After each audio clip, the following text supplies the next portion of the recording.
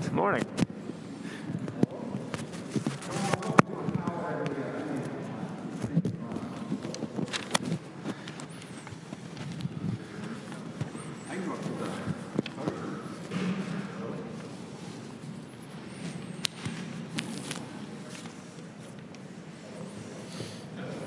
One of these, there we go. Good morning, everybody, and welcome to another one of our forums. Let's begin in prayer. The Lord be with you. And also with you. Let's pray. Almighty God, we thank you for this time together where we get to bring in the outside world here in full display, full of your grandeur and full of tensions and hopes. Lord, open our hearts to one another. In your name we pray. Amen. Well, again, welcome to our forum. I'm going to turn it over to our invited guests in just a moment. This is just a quick reminder to say that the forum is being broadcast live on YouTube. We welcome everyone who's still at home. I'm going to be on my laptop fielding questions, so if you want to send them in, please do. We'll also have a handheld mic that will work if when we get to the question and answer portion.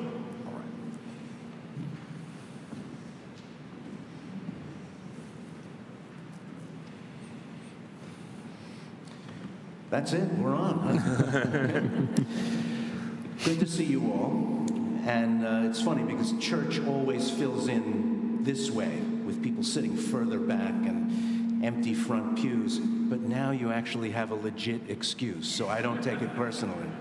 The public's trust in the news business has cratered, just as faith in other institutions that speak to the country assuming their authority has also collapsed.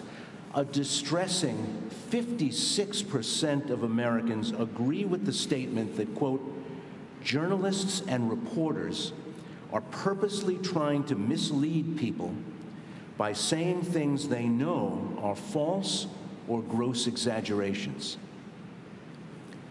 What could be a worse indictment than to be in the truth business and have your customers, a majority of your customers, say that they assume that you're not telling the truth? 58% think, quote, most news organizations are more concerned with supporting an ideology or political position than with informing the public.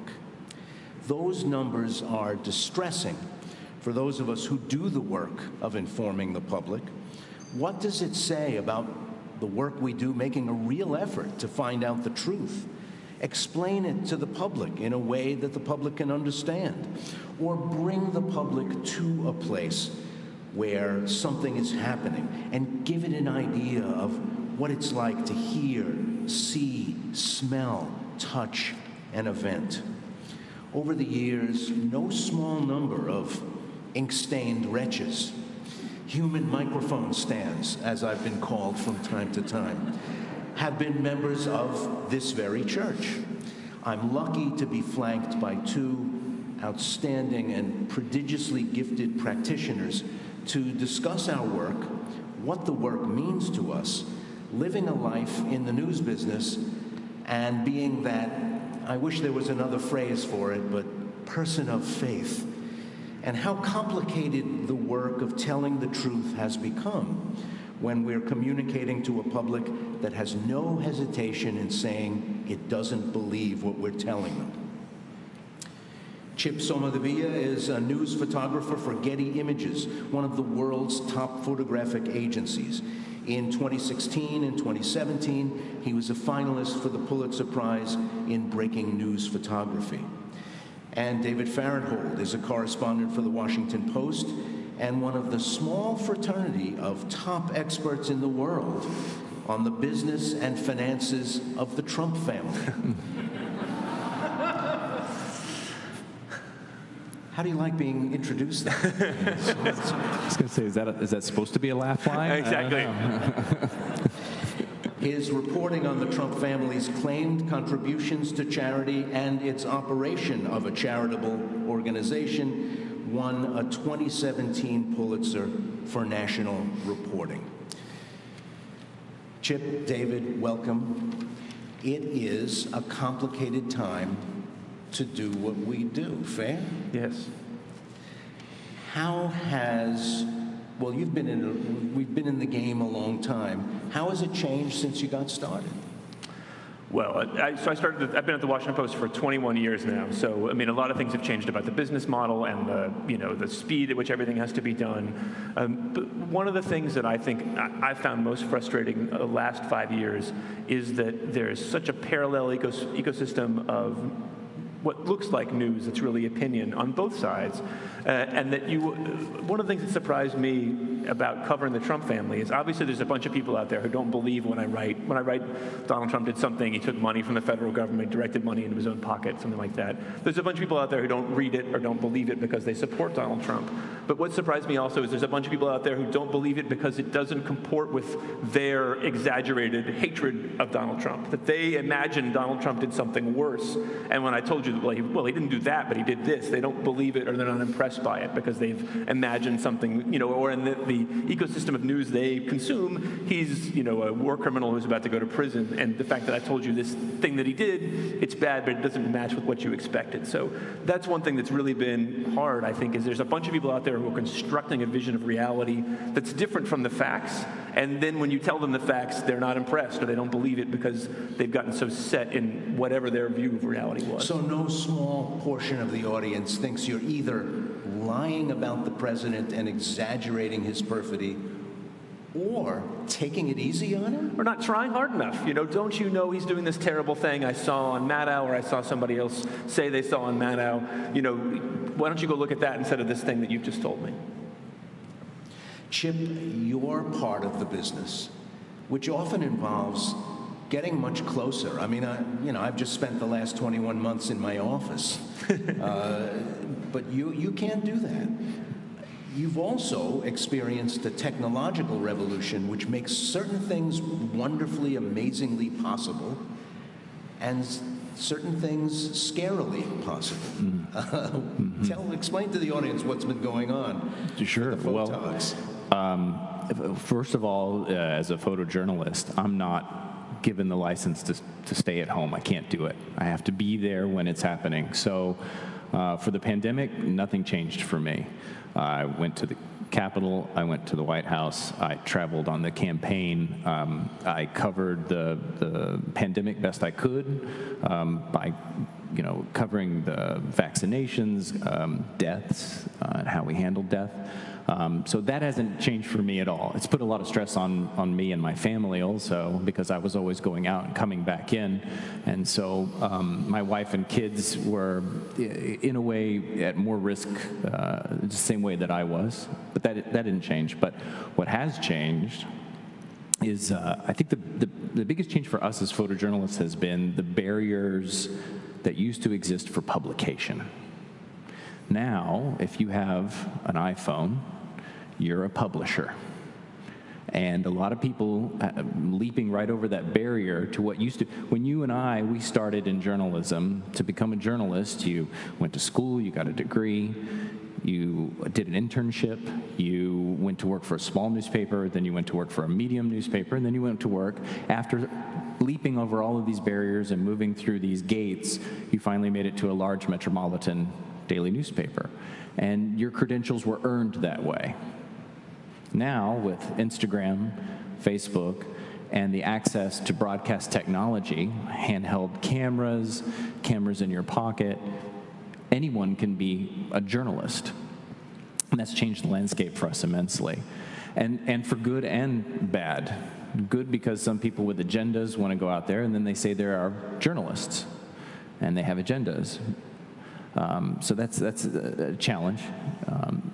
But it's good because there are a lot of people out there who have been disenfranchised over the years for various reasons, education, economy, race, and they're finding access and a voice in the journalism marketplace that wasn't there before. So we're really struggling, not just with the way people feel about us as an audience and the level of trust they put in us, but also the landscape is changing underneath us very, very quickly. And so adjusting to that has been hard. Is there a says who problem that emerges because everybody, mostly everybody in this room, has not only a phone in their pocket, but a camera and a video camera that doesn't take, grainy Coney Island photo booth photos, but high definition, highly detailed, densely pixelated photos. Even the worst photographer in this room can take a pretty good picture. But they can also lie using that camera. Have you come up against that? Yeah, we've definitely come against that. The fact that anyone can make a picture of anything at any time has dramatically changed what it is that I do. But one of the things that we talk about among my peers and with my managers and with the photojournalism community at large, and this is one point that I push all the time, and I think it goes back to what we're talking about the way that our audience feels about us now, is our credibility is our only currency. And that if you don't trust me as a person, then you're not going to trust anything that I do. And so, I don't know, you've probably seen some of the campaigns that newspapers and other news organizations have done to introduce you not just to their news product, but to the people who are making the news product.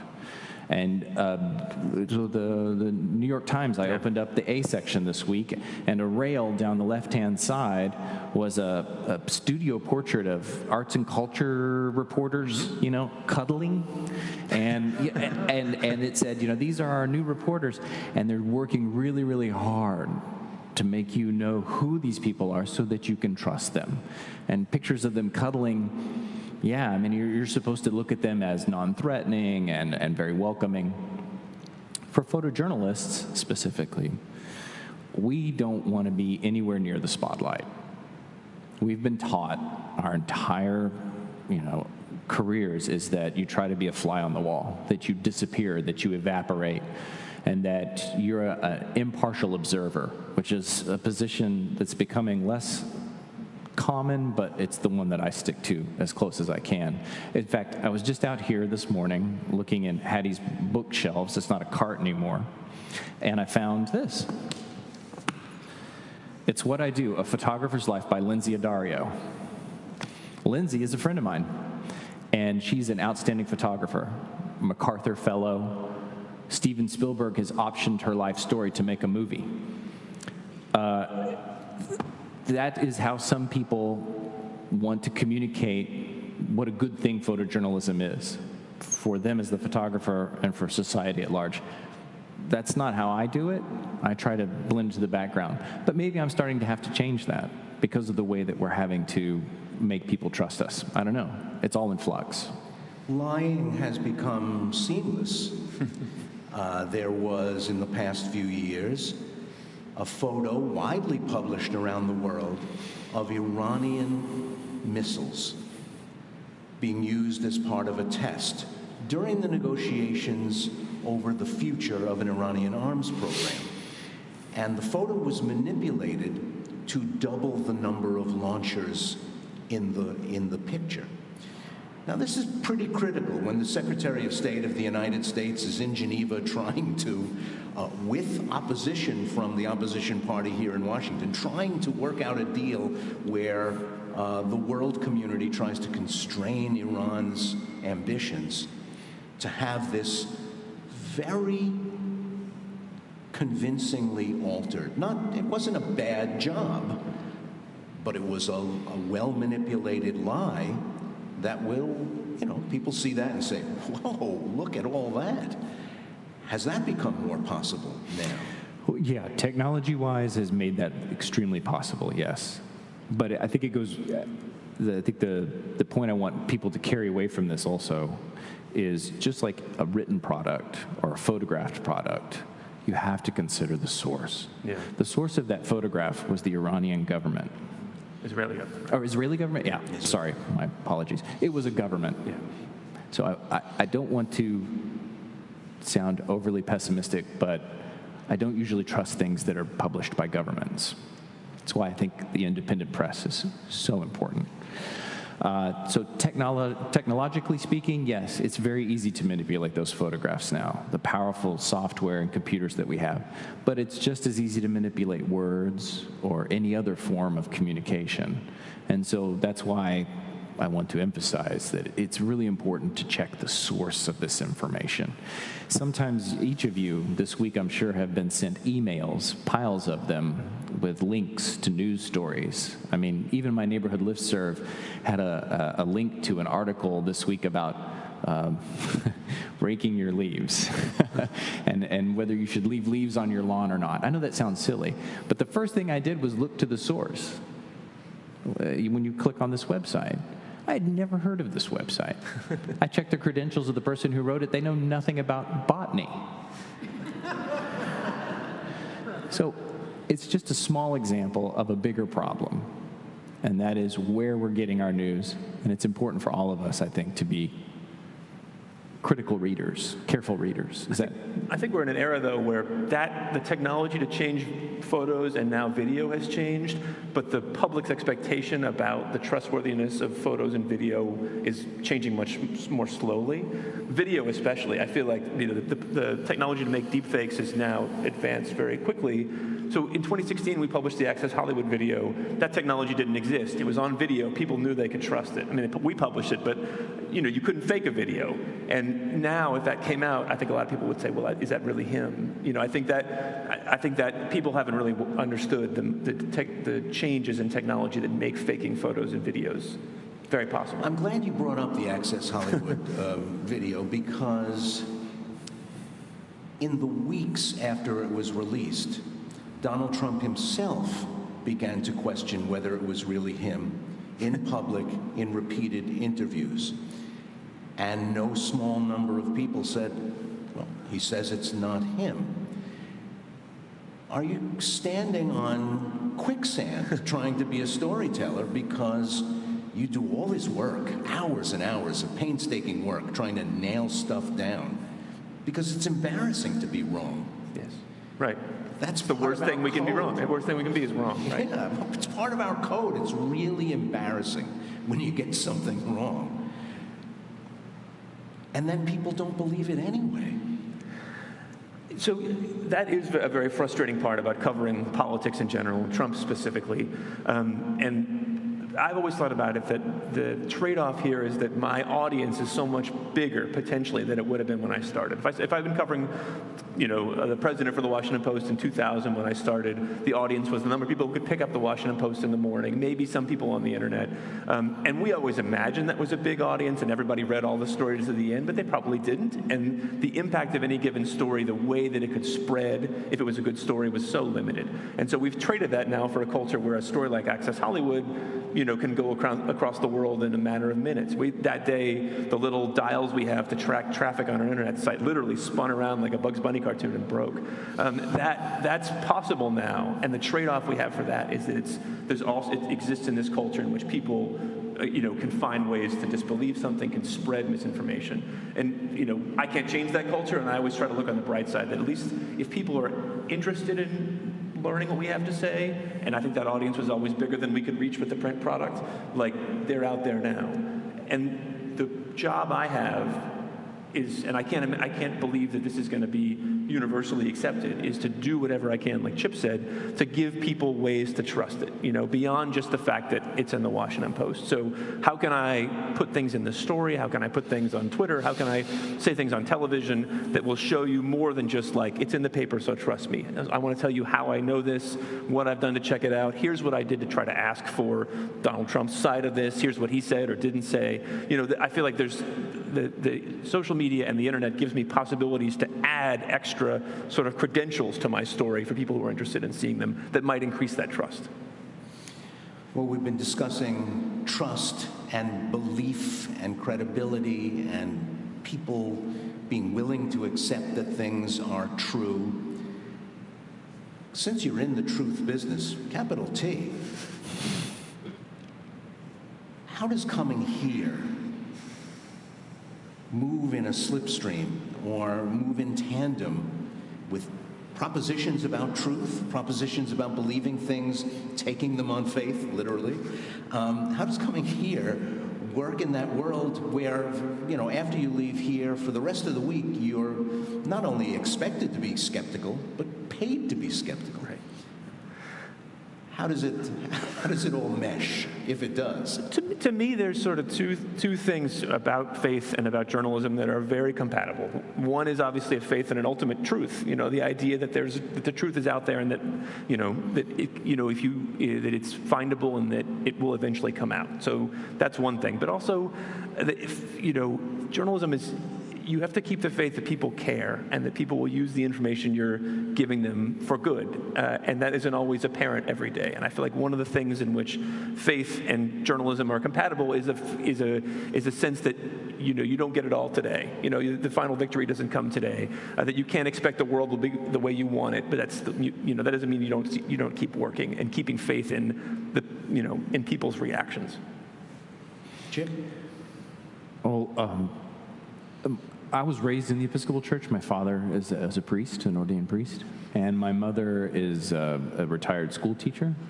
So for me, growing up, service was always part of life, and it's kind of what I expected. After seeing my parents, it's kind of what I expected to do, and that's why journalism felt like the right thing for me, was that it was a form of service, and it certainly wasn't about the money, and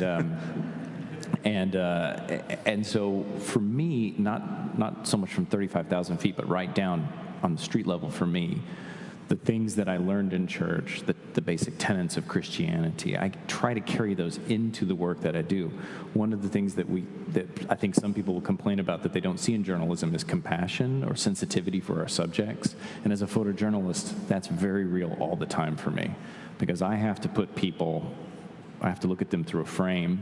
I have to capture images of them, sometimes on their best days and often on their worst days. And so I'm always carrying what I'm learning and feeling in here, I'm carrying it out onto the street with me in an attempt to be a compassionate journalist and to be a person who is telling the truth, but doing it with fairness and compassion. Quite often in our work, the people that we run across, rub up against, who we cover, are means to an end. We have to, and I don't want to overload this word, but we have to exploit them. What they look like, what they know, what they tell us, they are tools that we use to tell stories to other people. I've seen some of your photos, and I think, that was not a telephoto lens. You had to get right up in those people's faces. How do you both do the work according to the best folkways, traditions, and ethical boundaries of our work, and not make these people into things or tools to get a great picture? I think that, first of all, you always approach people, subjects, we call them, approach subjects with compassion and with understanding. I'm not the kind of journalist that runs in just taking pictures. I think that when you connect with someone, when you understand who they are, where they're coming from, that informs the photograph. It makes it so much better. Now, mind you, if it's a riot, if people are smashing windows and running down the street and there's tear gas flying, I'm not often going to try to get to know the person before I photograph them. But there is an unspoken communication, a very human language that can happen between two people, even in a riot, that lets me know that I can photograph them, and they let me know that it's okay. And I can't put a finger on that. That comes from experience. It comes from the inside. And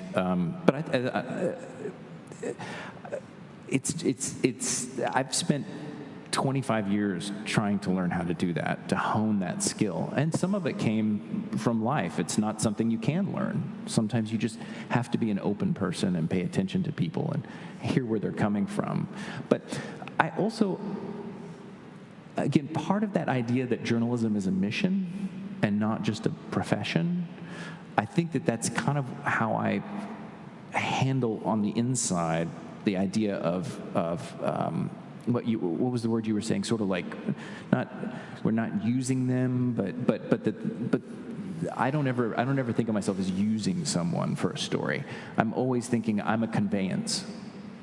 I'm using news judgment to say that I think that this person has a story that's worth telling. And I hope that through my skills and my abilities, I'm able to convey that story to a wider audience. Just like the story that you did about the women who worked at Trump. I thought that was an amazing story. And it wasn't just, oh, this is how it's done, is that you met people, you talked to them, you saw their lives, you saw how their jobs affected their lives, how it affected the community. I mean, it was a well-done story. I was just going to say, one of the things that you deal with a lot of times in journalism, especially if you cover a beat like the police or something else, you talk to strangers a lot and people that you're not ever going to see again. You know, sometimes if you cover a beat, you know, you're going to see the police chief again. So there's a built-in incentive not to mess with the police chief or, you know, or not give him a full consideration. But there's a lot of people out there that you're going to quote once, mention once, and never meet again. And so there's a huge gap between what you could do and what the right thing to do is, right? So that we always assume if you talk to somebody, that's on the record. You know, if I go up and say I'm a Washington Post reporter and you say something to me, then I can put it in the paper. But then you have to, when you write the story, you have to step back and say, okay, what's it going to be like when this person says this in the paper and people see it? And that doesn't mean you take it out, but you have a duty sometimes to call that person and say, look, this is what you're going to say in the paper. Is there anything else you want to say? Is there any other context that I'm missing? I'm working on a blessedly non-Trump story this week where a guy we were writing about gave me a tape of some meeting that he was at, and it totally incriminated him and made him look terrible. And I feel like part of the job I have to do over the next week is to call him back and be like, that thing you sent me, it makes you look awful. You know, you said this. Is there anything else you want to say? You can't take it out, but part of the job is preparing people for what the story looks like when it comes out, and also making sure there's not some other context that softens it, makes them feel better, makes people understand them more. What do you owe him at that point? What's your obligation to that person? And does it matter that he provided information to you? Does that change the nature of your relationship and make it different from someone who you run into at a crime scene? Yes. Or the family of a victim or something like that, who doesn't want to talk to you, didn't seek you out? Right. In this case, that's a really interesting situation because he gave me this tape. He gave it to me himself. He listened to it himself. He's a person of stature and authority. He's not somebody that doesn't understand the Washington Post or what it will mean. But I think the purpose of giving this tape, you're going to have to read the story, I think, next week, is he was trying to criminate other people. He's like, listen, they were around when I did this terrible thing, and nobody said anything about it. And I think overlooking the fact that it was him doing the terrible thing in the first place. So I think part of that story is going to have to be explaining, you know, okay, this is how it's going to look in the paper. I'm not going to read you exactly what I'm going to write, but I'm going to tell you sort of what it's going to say. Is there anything else I'm missing? Is there any other context you want to put in there? That both prepares them emotionally for the story coming out, but also gives you a chance to make sure that, you know, there's not some other angle you haven't covered. That whole subject-object thing can get really tough. I was covering HIV orphans in sub-Saharan Africa, and there are millions of them who have lost both parents to HIV. I was in the South African province of KwaZulu-Natal at dismissal time for a school where all the children have lost one or both parents to AIDS, the entire school population. And most of the people doing the pickup were aunts and grandmothers. But out of the corner of my eye, I saw a teenager, and she picked up 4 kids. And I had my translator explain to her who we were, what we were doing there, and asked her if we could follow her home. And we walked through these hills and valleys to her hut, and it turns out she takes care of 8 cousins. Her parents are both dead, and all her cousins' parents are both dead. A 19-year-old girl with 8 kids that she looks after. She was overwhelmed. And in that moment, you're thinking, what's the first thing you think? Come on, boys, great story. Yeah. Great story. But there's a moral component to that. Looking at this young woman and thinking, great story. You also feel like a little shabby at the same time because you know you're gonna put this woman on television, but you want her to be fully informed and fully aware of what this all means and who we are and what we're doing. And I knew I had to put her on.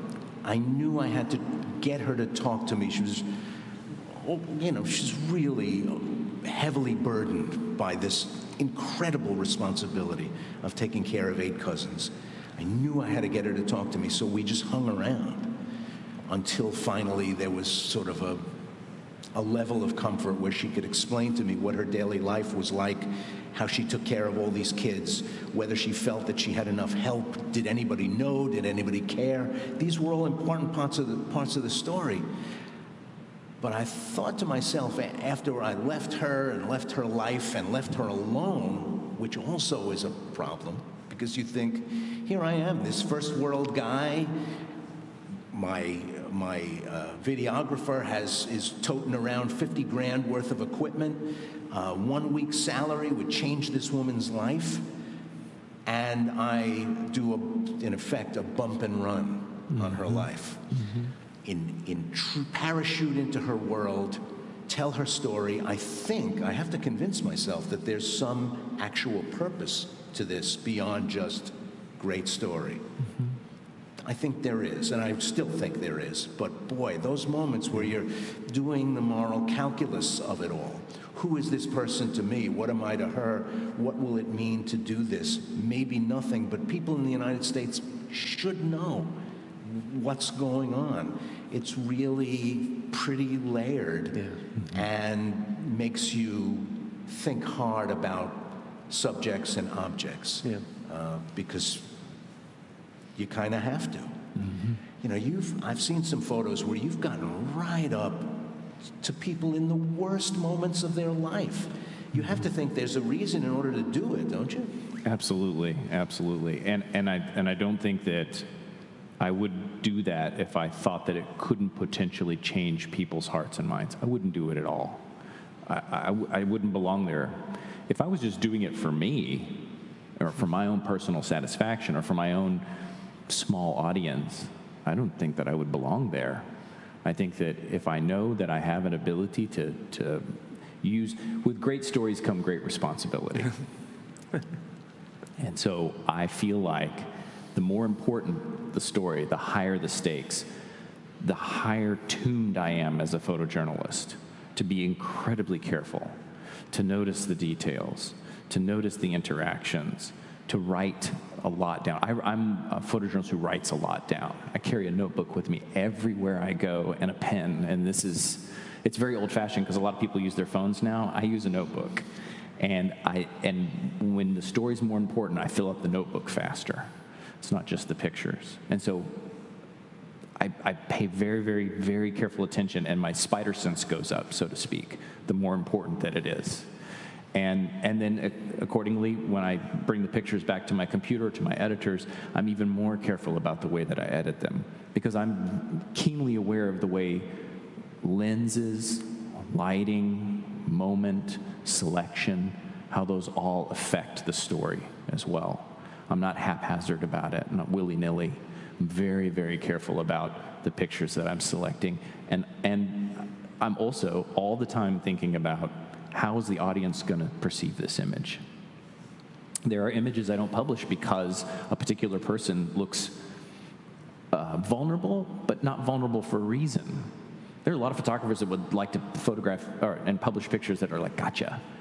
Oh, look, this person who I disagree with politically looks like a clown, so I'm going to publish this. I would never do that unless it went to the story. But there's no reason to do that kind of stuff. So the President of the United States, the woman in KZN, I'm going to treat them the same, in the same way, and show them the same respect, and approach them in the same way. That way, I could feel like I'm fulfilling my mission, but I'm also doing it with respect and care. Does coming here help you keep your equilibrium in all this? in a different way from, and no insult to dentists and accountants, but they probably have fewer long nights of the soul than people who are pulling down the United States government. Does it help you keep you in equilibrium? It certainly does. I think it's one of the downsides of journalism is that we think only about today, only about what can be done today, what happened today. And being here, both as I said earlier, helps you have faith that what you're doing today makes a difference in the long term, even if it seems like today nothing's changing. But I think it's so easy to get depressed or caught up in what happened this week, especially in Washington, where everyone's watching things that nobody else cares about, like Congress. To be able to sort of raise your gaze a little bit and see both higher ideals, but also over a longer timeline. For me, it's made a tremendous difference. Questions?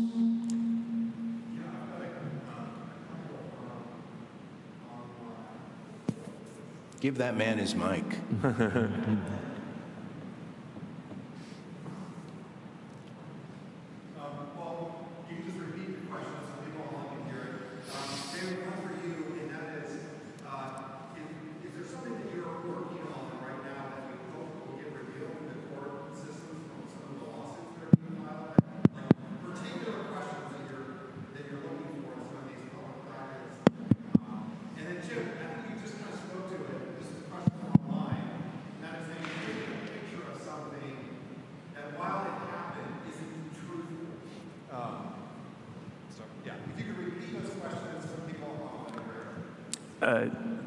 First question was about, thinking about Trump, there are some documents that I'm hoping will come out as a result of the ongoing investigations, of which there are several.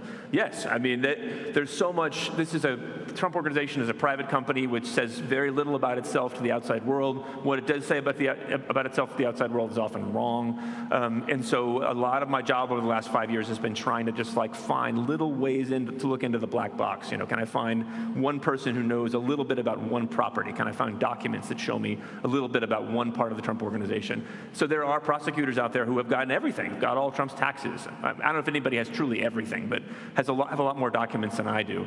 And I'm hoping that will either provide some detail if those things come, if somebody gets charged with something and all that stuff gets laid out. That happened this summer when Trump's CFO was indicted. We learned about a part of the Trump Organization, apparently a felonious tax defrauding part of it, that we didn't know existed.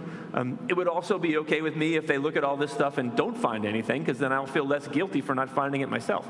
But yes, one of the best experiences of the last few years was I wrote a lot about Trump had a little charity called the Trump Foundation that I wrote a lot about in 2016, and then the New York Attorney General investigated it. And to get to see people with subpoena power going over the same ground that you went over just with a pen and a phone, that's fun because you get to see stuff come out that you couldn't get on your own. So I'm hoping that does happen.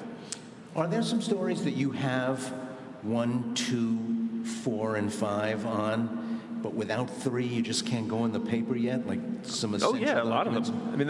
That's one of the more frustrating parts about covering them is that there's all kinds of, you can find clues that point to the same direction, but because it's such a small company with only a few people, most of them blood relatives, that you often run into the question of intent, or you run into a question where there's a financial, something about their finances that you can't see from the outside.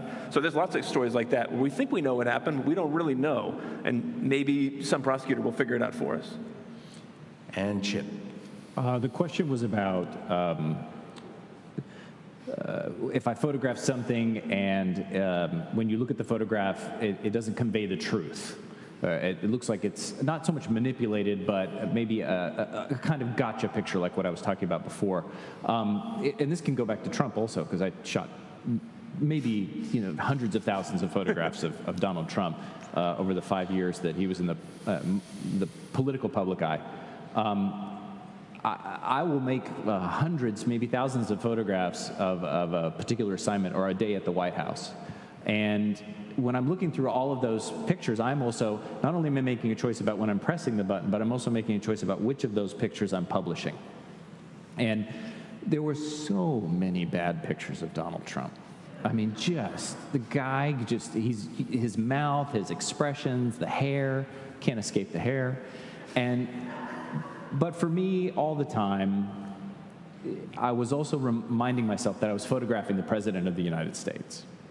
And so there is some respect that is due in that, and that I am not going to ever go out of my way to make him look bad, but also not make him look good. I want to make him and all the subjects that I photograph look the way that they are.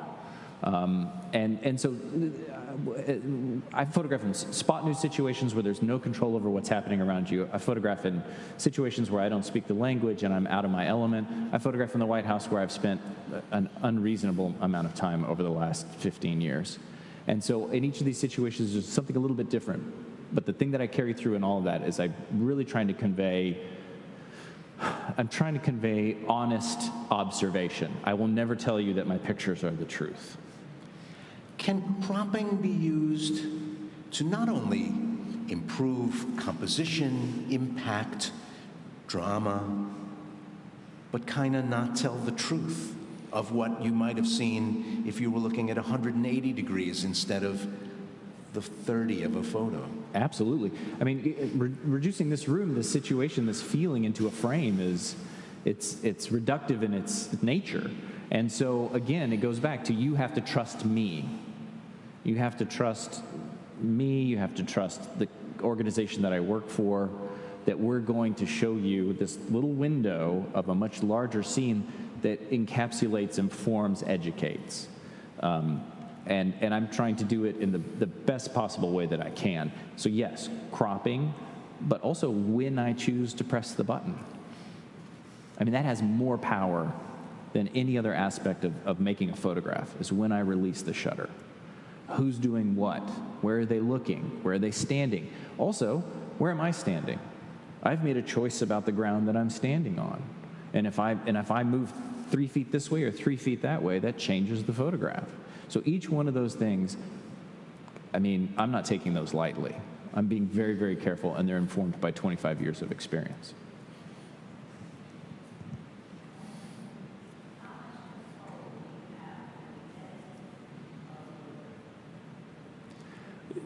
Say it one more time.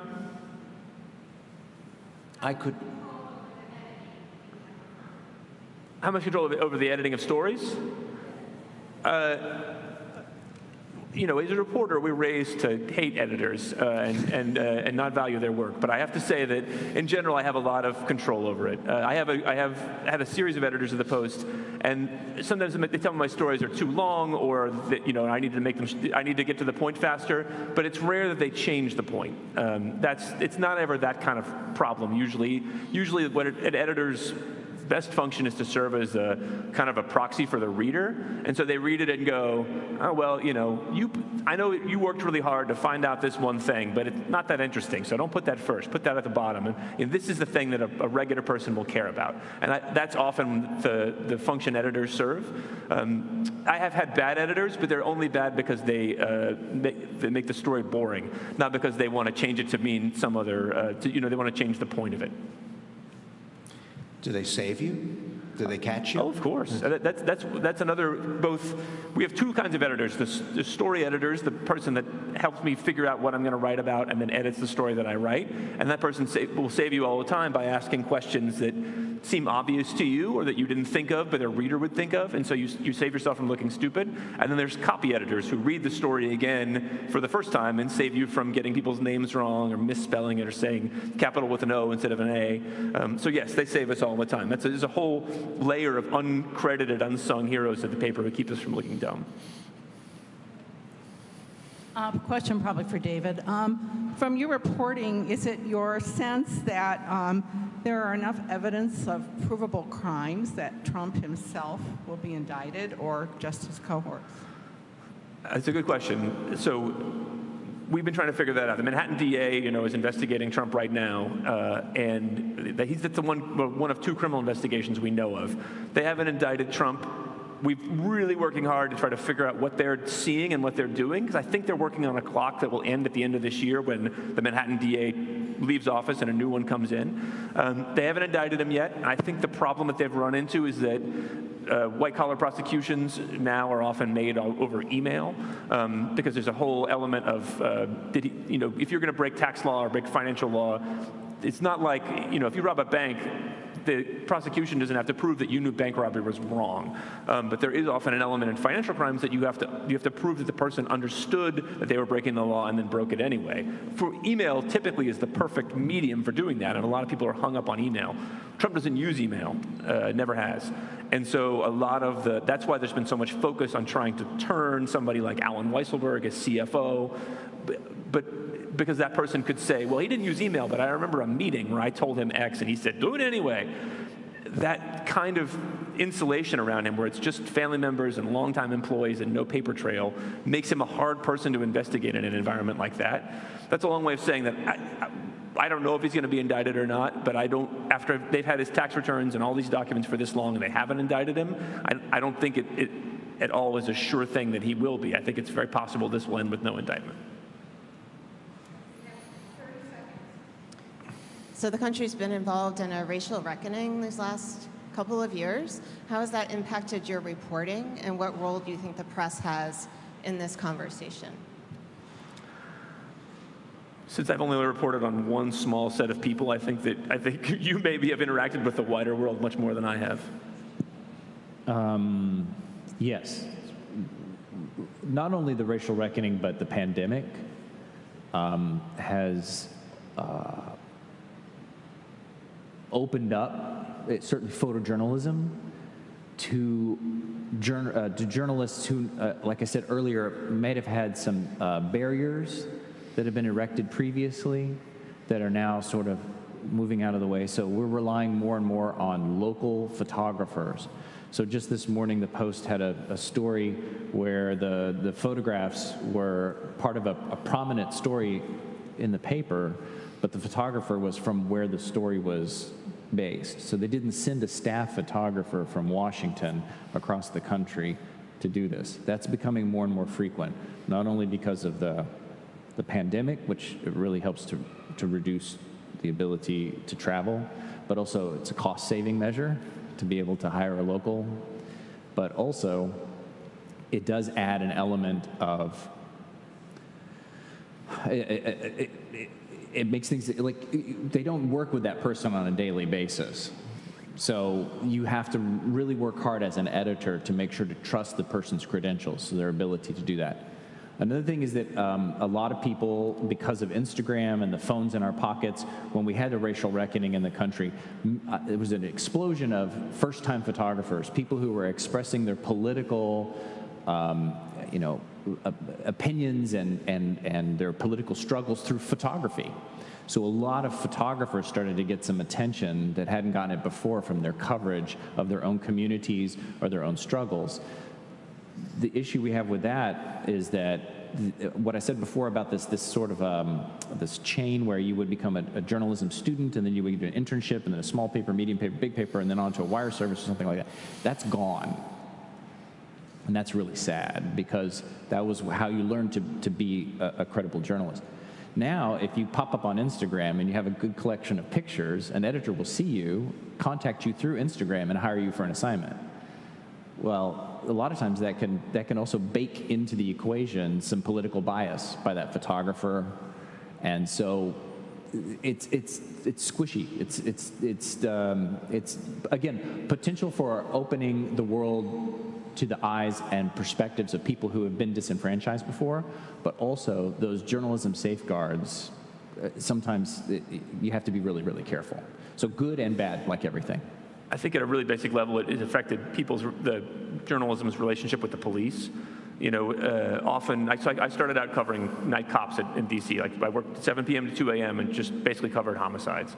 And in a situation like that, if you go to a chaotic scene, you look to the police as the people who know what happened, right? Because they're there, they're a part of government. There was this sense that police said was, maybe not 100% trustworthy, but that you saw that cited as the source in so many stories, police said.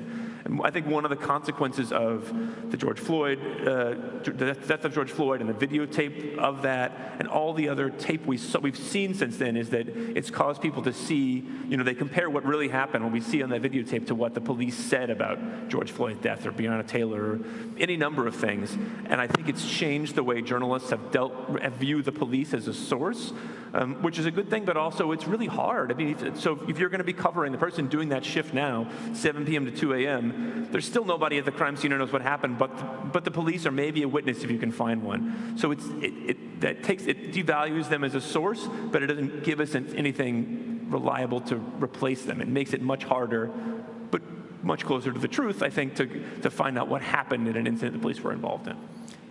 The racial reckoning is ongoing.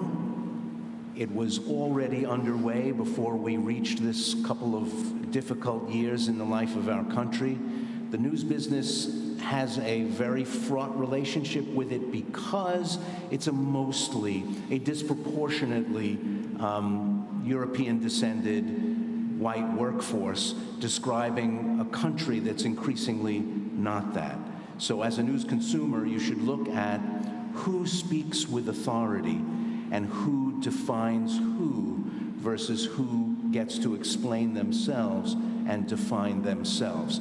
That's a sort of more granular, less obvious part of what the reckoning means, and it still has a long, long way to go. Thank you all very, very much. Really appreciate your time. Thank you all for listening. Thank you.